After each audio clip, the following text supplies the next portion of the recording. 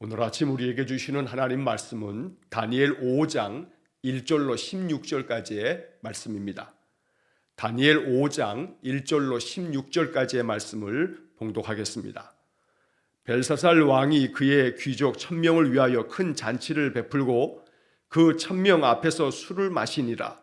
벨사살이 술을 마실 때에 명하여 그의 부친 느부갓네살이 예루살렘 성전에서 탈취하여 온 금, 은 그릇을 가져오라고 명하였으니 이는 왕과 귀족들과 왕후들과 후궁들이 다 그것으로 마시려 함이었더라. 이에 예루살렘 하나님의 전 성소 중에서 탈취하여 온 금 그릇을 가져오매 왕이 그 귀족들과 왕후들과 후궁들과 더불어 그것으로 마시더라. 그들이 술을 마시고는 그 금, 은, 구리, 쇠, 나무, 돌로 만든 신들을 찬양하니라.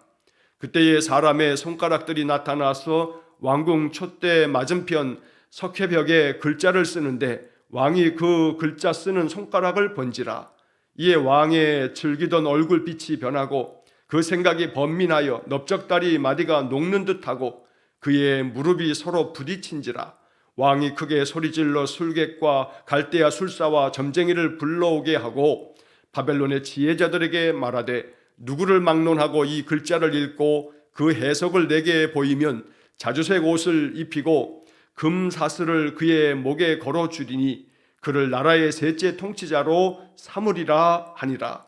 그때에 왕의 지혜자가 다 들어왔으나 능히 그 글자를 읽지 못하며 그 해석을 왕께 알려주지 못하는지라. 그러므로 벨사살 왕이 크게 번민하여 그의 얼굴빛이 변하였고 귀족들도 다 놀라니라. 왕비가 왕과 그 귀족들의 말로 말미암아 잔치하는 궁에 들어왔더니 이에 말하여 이르되 왕이여 만수무강하옵소서. 왕의 생각을 번민하게 하지 말며 얼굴빛을 변할 것도 아니니이다. 왕의 나라가 거룩한 신들의 영이 있는 왕의 나라에 거룩한 신들의 영이 있는 사람이 있으니 곧 왕의 부친 때에 있던 자로서 명철과 총명과 지혜가 신들의 지혜와 같은 자니이다. 왕의 부친 느부갓네살 왕이 그를 세워 박수와 술객과 갈대아 술사와 점쟁이의 어른을 삼으셨으니 왕이 벨드사살이라 이름하는 이 다니엘은 마음이 민첩하고 지식과 총명이 있어 능히 꿈을 해석하며 은밀한 말을 밝히며 의문을 풀 수 있었나이다. 이제 다니엘을 부르소서. 그리하시면 그가 그 해석을 알려드리리이다 하니라. 이에 다니엘이 부름을 받아 왕의 앞에 나오매 왕이 다니엘에게 말하되 내가 나의 부왕이 유다에서 사로잡아온 유다 자손 중에 그 다니엘이냐. 내가 내게 대하여 들은즉 내 안에는 신들의 영이 있으므로 내가 명철과 총명과 비상한 지혜가 있다 하도다. 지금 여러 지혜자와 술객을 내 앞에 불러다가 그들에게 이 글을 읽고 그 해석을 내게 알게 하라 하였으나 그들이 다 그 해석을 내게 보이지 못하였느니라. 내가 내게 대하여 들은즉 너는 해석을 잘하고 의문을 푼다 하도다. 그런즉 이제 내가 이 글을 읽고 그 해석을 내게 알려주면 내게 자주색 옷을 입히고 금사슬을 내 목에 걸어주어 너를 나라의 셋째 통치자로 삼으리라 하니. 아멘. 자, 오늘 다니엘 5장 1절로 16절까지의 말씀을 읽었는데 1절 말씀에 보면 벨사살 왕이라고 하는 이름이 나옵니다. 그리고 그 밑에 보면 2절 말씀에서는 그의 부친 느부갓네살이 예루살렘의 성전에서 탈취하여. 자, 그래서 오늘 이 다니엘 5장은 벨사살 왕의 시대에 바벨론에서 있었던 이야기를 또 기록하고 있습니다. 자, 그런데 벨사살 왕에 대해서 2절 말씀에서는 그의 부친 느부갓네살이라고 말합니다. 우리가 1장에서부터 4장까지 지금까지 쭉 이야기 중에 바벨론의 느부갓네살 왕에 대한 이름을 계속해서 우리가 읽어왔습니다. 이 바벨론의 느부갓네살이 오늘 그 2절 말씀에서는 벨사살의 아버지 부친으로 기록이 되어져 있습니다.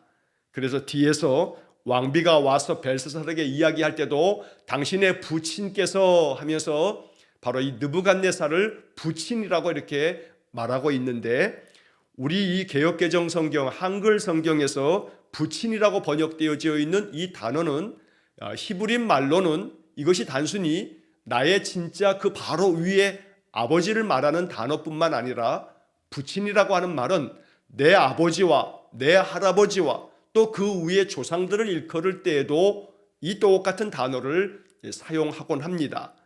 그래서 여기 그의 부친 느부갓네살이라고 하는 표현이 오늘 본문에서 여러 번 나오고 있습니다만 실제로 벨사살을 낳은 이가 느부갓네살이라고 하는 것이 아니고 이 부친 느부갓네살이라고 하는 것은 당신의 그 조상 느부갓네살 이렇게 보아야 되는 것입니다. 정확하게 표현하자면 바로 이 벨사살은 느부갓네살의 외손자입니다. 그러니까 이 벨사살의 외할아버지가 느부갓네살입니다. 그런데 우리가 앞장에서 느부갓네살의 그 두 번째 꿈에서 이 느부갓네살이 큰 나무가 저 땅 중앙에 있는 큰 나무의 환상을 보았을 때 그 나무의 환상에서 나중에 바로 관찰자 그가 나와서 이 나무를 베어버리면서 그 나무의 밑둥을 그대로 남겨두는 이야기를 우리가 앞장 4장에서 우리가 한 이틀 동안 본 적이 있습니다.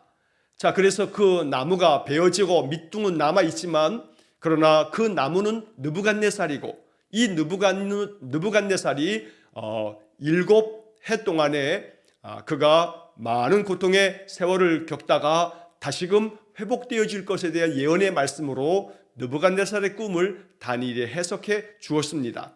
자, 그래서 바로 이 느부갓네살이 사람에게 쫓겨나는 그러한 일이 일어나게 되고 그래서 이 느부갓네살이 쫓겨나고 난 다음에 이 바벨론은 그 중간에 몇 명의 왕들이 쿠데타에 의해서 몇 명의 왕들이 등장하고 난 다음에 그저 짧게 1년 혹은 3년 이렇게 짧은 기간 동안을 다스리다가 다시금 이 느부갓네살의 외손자인 나버니두스라고 하는 사람이 왕이 되어지면서 나버니두스의 아들이었던 바로 이 벨사살이 이어서 왕의 자리에 앉게 되어집니다.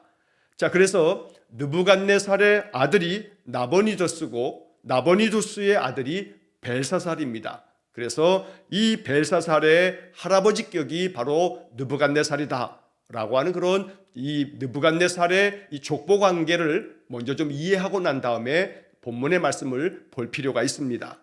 자, 1절 말씀에 보면 벨사살 왕이 그의 귀족들 1000명을 위해서 잔치를 베풉니다. 아주 큰 잔치를 베풀고 그리고 그 1000명 앞에서 술을 마십니다. 자, 그리고 2절의 말씀에 보면 벨사살이 이제 술을 마실 때 명령을 하기를 그의 부친 느부갓네살이라고 되어 있습니다만 좀 전에 지금 설명드린 것처럼 그의 외할아버지인 느부갓네살이 바로 이스라엘을 침공해서 이스라엘이 남유다가 패망할 때 예루살렘 성전에서 훔쳐온 예루살렘 성전에서 다 탈취해온 금이나 은이나 많은 그릇들을 가져왔는데 이것들을 가져오라고 명령을 합니다.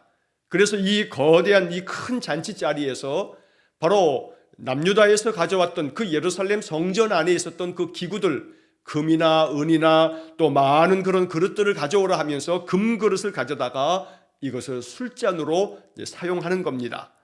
자, 3절의 말씀에 보면 이에 예루살렘 하나님의 전 성소 중에서 탈취하여 온 금 그릇을 가져오매 왕이 그 귀족들과 왕후들과 후궁들과 더불어 그것으로 마시더라. 하나님의 성전 안에 있었던 금으로 또 은으로 만들었던 이 그릇들을 가져다가 이것을 술잔으로 삼았다. 하나님 앞에서 이들은 참으로 망령된 일을 행하고 있는 것입니다. 하나님의 거룩한 성전 안에 있는 기물들 하나하나는 매우 거룩한 것이었는데 이것을 자기들의 술잔으로 삼으면서 이렇게 이스라엘의 하나님을 그들이 조롱하듯이 이것이 그 이스라엘 사람들이 거룩하다고 여겼던 그 신의 성전 안에 있었던 것인데 그 성소 안에 있었던 것들이 이제 우리의 이 술그릇, 술잔이 되었으니 그 이스라엘의 그 신이 무슨 신이냐? 저들의 신이 정말로 진짜 신이라면 우리가 자기들의 그 성소, 그 전 안에 있었던 그릇들로 술을 마시고 있는데 우리를 가만히 두겠느냐? 아마 그러한 마음이었을 겁니다. 이렇게 하나님의 성소 안에 있었던 그릇들을 자기들의 술잔으로 삼으면서 망령된 가증한 일을 행하고 있을 때에 또 4절 말씀에서는 그들이 술을 마시고는 자기들이 만들었던 금이나 은이나 굴이나 새나 나무나 또 혹은 돌로 만들었던 신들을 찬양하니라 라고 이렇게 4절에 말씀이 되어 있습니다. 자, 우리는 앞서 4장의 이야기를 읽으면서 느부갓네살 왕이 이 벨사살 왕의 외할아버지인 느부갓네살은 여러 가지 많은 경험들을 통해서 그 꿈에 대한 것들도 그렇고 또 이 느부갓네살은 다니엘을 통해서 이렇게 살아계신 하나님을 경험하면서 우리가 4장 34절의 말씀에서도 보았던 것처럼 이 느부갓네살은 내가 지극히 높으신 이에게 감사하며 영생하시는 이를 찬양하고 경배하였다라고 이렇게 표현할 만큼 느부갓네살은 다니엘을 통해서 하나님을 경험하였습니다. 그리고 하나님을 경배하며 찬양했습니다. 하나님께 감사의 그러한 고백을 드렸던 것입니다. 그러나 이렇게 여러 세월이 지난 거의 느부갓네살이 죽고 난 다음에 바로 이 벨사살의 아버지였던 나보니두스 그리고 그의 아들 이 벨사살이 다시금 이 바벨론을 회복할 때까지 거의 한 20여 년의 세월이 훨씬 더 지난 다음이었는데 불과 한 20여 년 만에 느부갓네살이 고백했던 그 여호와에 대한 믿음은 온데간데 없이 바로 이 벨사살 때에는 오히려 온갖 우상들을 섬기는 그러한 죄악 가운데 빠지게 되었던 것입니다. 자, 이렇게 하나님의 성소에서 가져온 그릇들을 가져다가 술잔으로 삼으면서 그들이 큰 잔치를 하며 흥청망청할 때에 아주 기이한 일이 벌어지고 말았습니다. 5절 말씀에 보면 그때에 사람의 손가락이 나타나서 이들이 잔치하고 있는 그 왕궁의 저 촛대 맞은편 그 석회벽에 글씨를 쓰는 겁니다. 사람은 아닌데 사람의 손가락 모양 같은 것들이 나타나가지고 그 손가락 모양이 나타나서 벽에다가 글씨를 이렇게 쓰고 있는 그 손가락을 그 맞은편 벽에 글씨가 써지면서 그 손가락으로 글씨 쓰는 모습을 이 벨사살 왕이 보게 되었던 겁니다. 자, 그러면서 이 놀라운 기이한 광경을 바라보면서 이 6절의 말씀에 보면 벨사살 왕이 그 잔치를 즐기던 그 얼굴이 아주 새파랗게 새하얗게 변하면서 그의 생각이 번민하고 넓적다리 마디마다 녹는 듯하고 그 무릎이 서로 부딪힌지라. 그만큼 벨사살은 이 기이한 광경 앞에서 두려워 떨었던 겁니다. 여러분, 그도 그럴 것이 만약에 우리가 이렇게 집에 있는데 집 바로 거실의 벽에 손가락 모양이 딱 나타나가지고 그 손가락 모양이 벽에다가 뭔가 막 글씨를 쓰는 모습을 보면서 그 벽에 글씨가 새겨진다면 아마 기절초풍할 겁니다. 이 기이한 광경 앞에서 이 벨사살 왕도 두려워 떨고 있었던 겁니다. 자, 그러자 이 벨사살 왕은 크게 소리를 지르면서 이 바벨론의 많은 지혜자들을 불러오라고 호통을 치면서 명령을 합니다. 갈대아 술사와 점쟁이를 또한 술객들을 다 불러오라고, 그래서 바벨론의 모든 지혜자들을 다 불러 모은 다음에 그들에게 묻습니다. 누구를 막론하고 저 벽에 새겨져 있는 저 글씨가 어떤 글씨이며 저 글씨를 읽고 그 해석, 그 글씨가 무슨 뜻인지를 나에게 말하는 자에게는 7절 말씀의 중간 이후에 보면 자색 옷을 입히고 금사슬을 그의 목에 걸어 주리니 그를 나라의 셋째 통치자로 삼으리라. 이렇게 명령을 내립니다. 자, 그 벽에 새겨져 있는 사람이 쓴 것은 아닌데 손가락 모양이 나타나서 벽에다가 새겨놓은 그 글씨는 바벨론 사람들이 사용했던 언어의 글씨가 아니었습니다. 그들이 알 수 없는 그 글자를 누구도 읽을 수 없었고 당연히 읽을 수 없으니까 그 뜻도 해석할 수 없었습니다. 이 벨사살 왕은 누구든지 어떤 지혜자든지 저 글자를 읽을 수 있고 그 뜻이 무엇인지를 해석할 수 있는 사람에게는 내가 그에게 자색 옷을 입혀주겠다. 자, 여기서 자주색 옷을 입혀주겠다라고 하는 것은 왕처럼 대우해 주겠다라고 하는 뜻입니다. 자주색 옷은 왕이 입는 의복입니다. 그러니까 그 사람을 내가 왕처럼 대우해 주겠다라고 말하고 있는 겁니다. 또 금사슬을 그의 목에 걸어주겠다라고 하는 것은 그에게 모든 세상의 명예와 모든 권력을 그에게 안겨주듯이 금사슬을 그의 목에 걸어주면서 왕께서 직접 그에게 이렇게 금사슬을 걸어주었으니 그는 우리의 왕과 같은 그런 통치자가 된다라고 하는 그런 의미를 갖습니다. 자, 그리고 7절의 마지막에서는 그를 나라의 셋째 통치자로 삼으리라 라고 이야기합니다. 자, 여기서 셋째 통치자라고 하는 것은 왕이 있으면 그 다음이 바로 이어서 그 다음 두 번째 통치자 이렇게 해야 되는데 셋째 통치자라고 말하는 까닭은 바로 이 벨사살 왕의 아버지였던 나보니두스가 여전히 살아있기 때문에 그렇습니다. 역사적인 기록에 의하면 이 나보니두스는 아주 매우 괴팍하고 괴짜였다고 전해집니다. 그래서 이 나보니두스는 자기가 왕이 되고 난 다음에 불과 한 3, 4년이 지나고 난 다음에 왕의 자리를 자기 아들 벨사살에게 그냥 다 넘겨주고 난 다음에 저 아라비아 쪽에 가가지고 그렇게 지냈다고 합니다. 그래서 이 나보니두스는 아직도 왕으로서는 살아있지만 모든 통치 권한을 벨사살에게 다 넘겨주었기 때문에 이 벨사살은 지금 이 글자에 대해서 읽고 해석하는 자에게는 셋째 통치자, 왜냐하면 나의 아버지 나보니두스가 있고 그리고 내가 지금 왕으로 모든 것들을 통치하고 있지만 나는 둘째 통치자고, 그리고 이 글자를 읽고 해석하는 사람은 셋째 통치자가 되겠다, 그렇게 만들어주겠다고 약속하고 있는 것입니다. 자, 그러나 그 글을 읽을 줄 아는 사람이 아무도 없었습니다. 당연히 해석해주는 사람도 아무도 없었던 겁니다. 자, 그래서 9절 말씀에 보면 벨사살 왕이 크게 번민하여 그의 얼굴빛이 변하였고 귀족들도 다 놀라니라. 정말로 이 글자가 무엇인지 알 수 없었기 때문에 벨사살은 더 두려움 가운데 빠졌던 겁니다. 자, 그런데 10절의 말씀에 보면 그나마 다행스럽게도 왕비가 벨사살에게 찾아 나와서 이제 이 이야기를 어떻게 풀어가야 될지를 그에게 조언을 합니다. 자, 10절 말씀에 보면 그 장치하는 궁에 이 왕비가 들어와서 왕에게 이야기합니다. 왕이여 만수무강하옵소서. 왕의 생각을 번민하게 하지 말며 얼굴빛을 변할 것도 아니니이다. 자, 우리는 이 왕비의 이야기 속에서 하나님의 음성으로 느껴야 할 귀한 말씀을 발견하게 됩니다. 왕이여 만수무강하옵소서. 왕의 생각을 번민하게 하지 말고 얼굴빛을 변할 것도 아니니이다. 오늘 이 말씀을 내게 주시는 말씀으로 듣는 겁니다. 나의 생각을 번민하게 하지 말고 내 얼굴빛을 변할 것도 아니다. 하나님은 이 왕비의 이 말을 통해서 우리에게 하나님의 말씀을 전해주고 계시는 겁니다.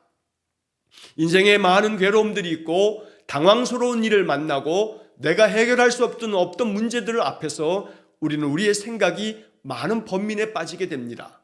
오늘 벨사살 왕은 벽에 기이하게 글씨가 새겨지고 그 글씨는 누구도 읽을 수가 없고 당연히 읽을 수 없으니까 뜻도 모르겠고, 그러니 이 기이한 일 앞에서 그는 마음속에 도대체 이것이 무슨 일인가 싶어서 큰 번민에 사로잡혔는데 그의 왕비는 왕의 생각을 번민하게 하지 말고 얼굴빛을 변할 것도 아니니이다.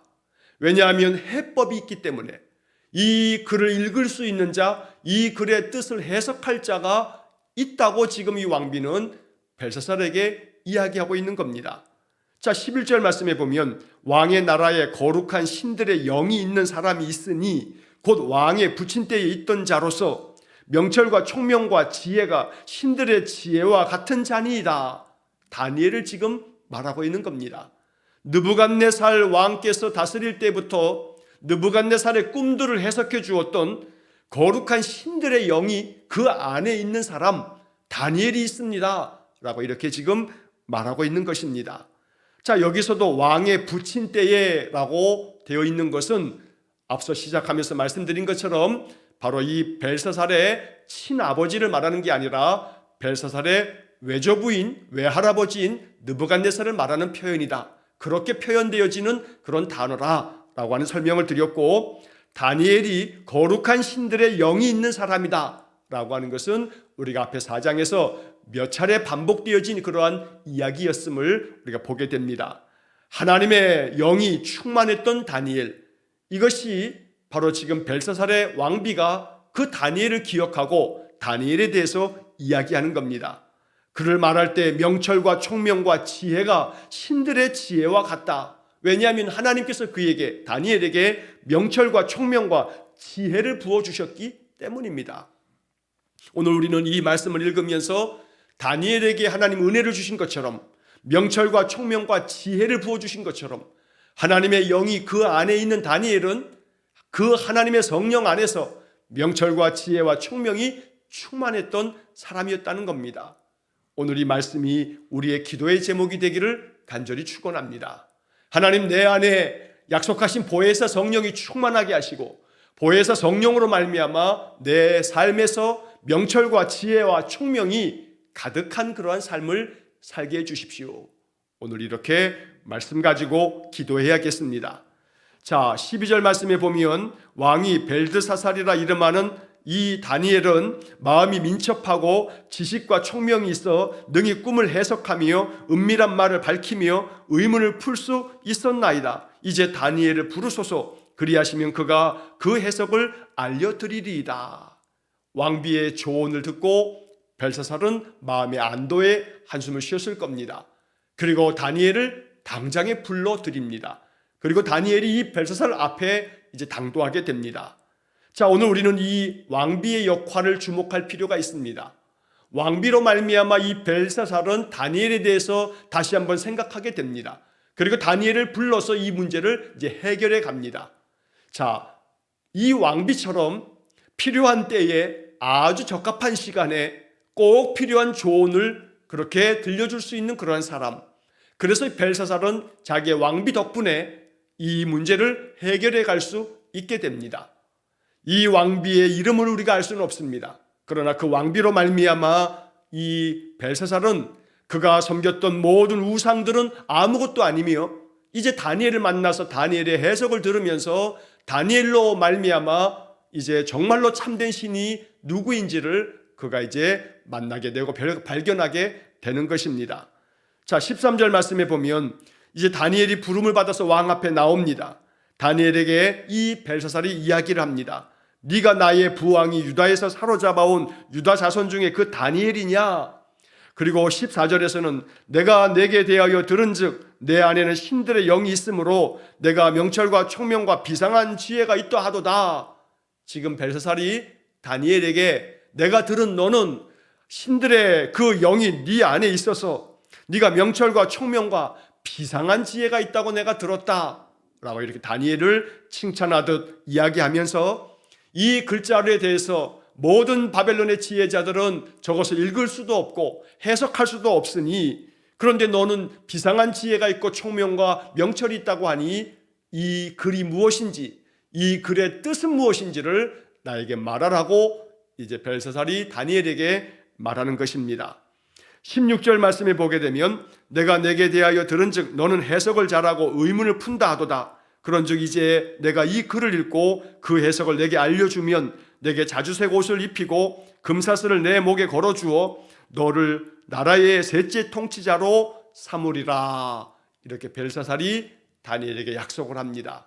이제 우리가 내일 본문의 말씀에서 다니엘이 이 벨사살이 보았던 그 벽에 새겨진 글씨가 무엇이고 그 글씨의 뜻이 무엇인지에 대해서 이제 다니엘의 해석을 우리가 내일 본문의 말씀에서 이제 보게 될 것입니다. 자, 오늘 읽은 이 본문의 이야기까지 16절까지의 말씀을 읽으면서 우리가 마음 가운데 묵상해야 할 영적 교훈들이 있습니다. 자, 첫째로는 벨사살이 자기의 외조부인 느부갓네살이 가지고 있었던 하나님에 대한 그 생각과 믿음, 이것을 벨사살이 이어받지 못하고 있는 겁니다.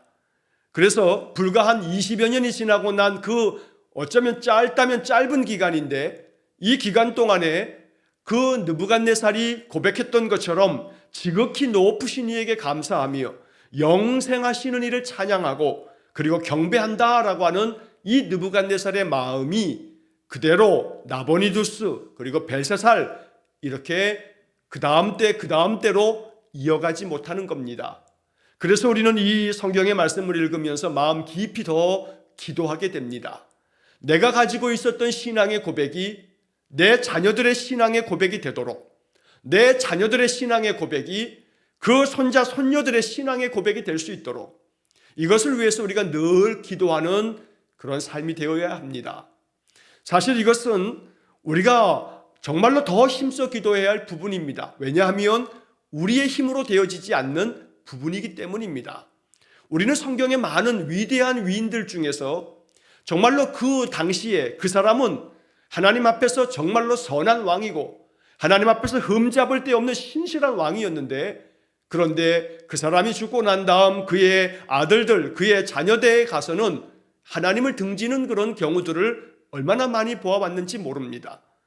그래서 오늘 우리는 이 성경 앞에서 결국 우리가 더 간절한 마음으로 간절히 기도해야 할 것은 우리의 자녀 손들을 하나님께서 강권적으로 붙잡아 주셔서 우리의 믿음의 고백, 느부갓네살이 지극히 높으신 이에게 감사하며 영생하시는 이를 찬양하고 경배한다는 그 믿음의 고백들이 그 다음으로 이어져 갈 수 있었으면 참 좋았을 뻔했는데 그렇지 못하였던 겁니다.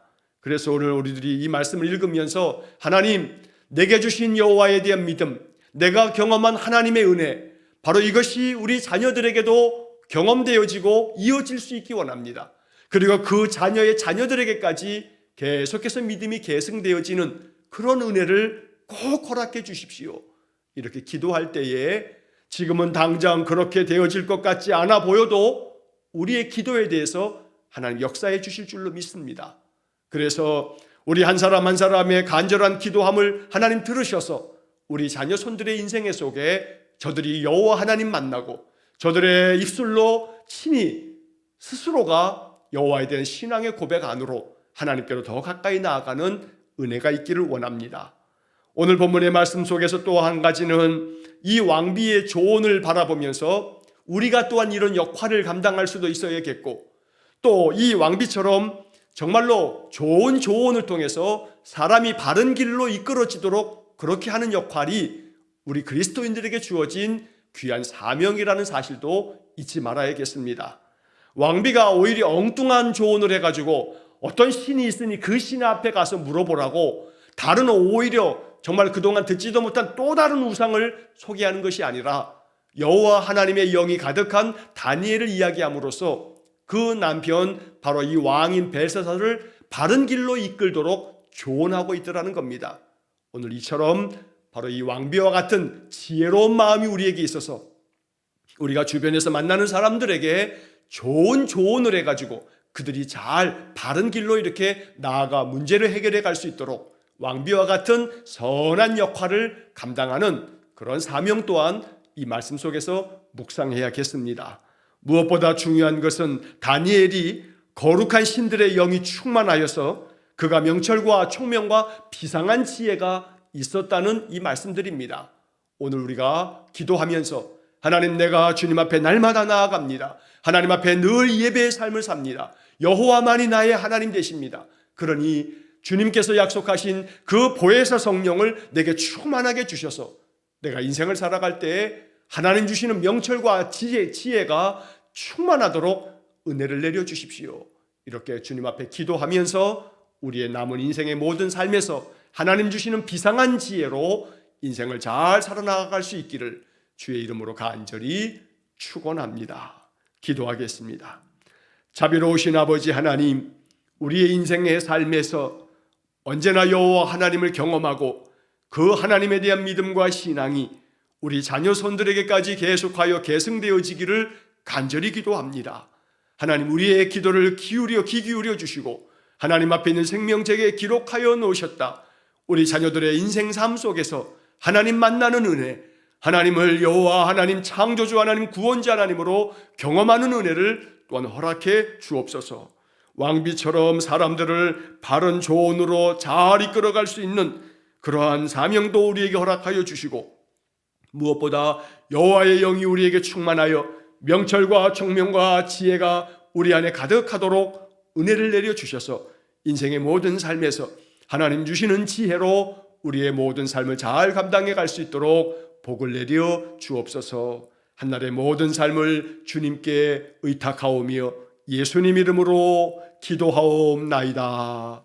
아멘. 우리 구주 예수 그리스도의 은혜와 하나님 아버지의 극진하신 사랑과 성령의 교통하심이 내 인생의 삶 속에 여호와만을 온전한 마음으로 섬겨 하나님의 영이 충만함으로 명철과 총명과 지혜가 가득한 삶을 살기를 간절히 기도하는 머리 숙인 귀한 성도들 위해와 저들 가정과 온 자녀손들 위해 이제로부터 영원토록 함께 하시길 간절히 축원하옵나이다.